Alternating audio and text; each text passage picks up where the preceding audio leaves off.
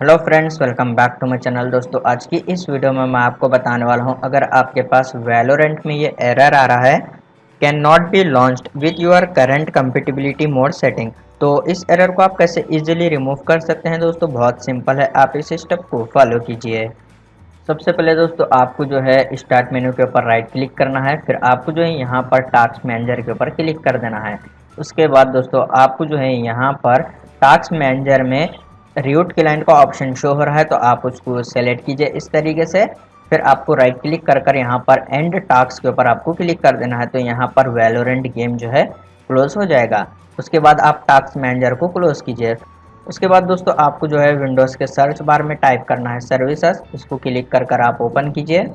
फिर आपको जो है यहाँ पर फाइंड आउट करना है वीजीसी। उसके बाद आप जो है राइट क्लिक कर कर प्रॉपर्टी पर क्लिक कीजिए और यहाँ पर स्टार्टअप टाइप आपको ऑटोमेटिक सेलेक्ट करना है। फिर आप अप्लाई के ऊपर क्लिक कर कर ओके के ऊपर क्लिक कीजिए।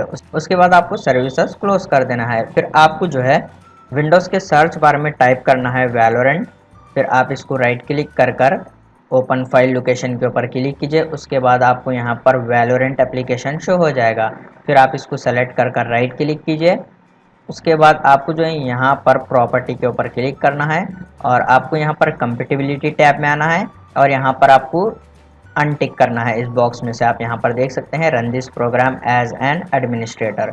उसके बाद आपको यहाँ पर अनचेक करना है। फिर आपको यहाँ पर अप्लाई के ऊपर क्लिक कर कर ओके के ऊपर क्लिक कर देना है। उसके बाद आप इस विंडो को क्लोज कीजिए। फिर दोस्तों आप जो है अपने पीसी को एक बार रीस्टार्ट कीजिए, प्रॉब्लम सॉल्व हो जाएगी। उम्मीद है आपको वीडियो पसंद आया तो प्लीज़ लाइक कर देना और इसी तरह के वीडियोस देखने के लिए चैनल को सब्सक्राइब कीजिए।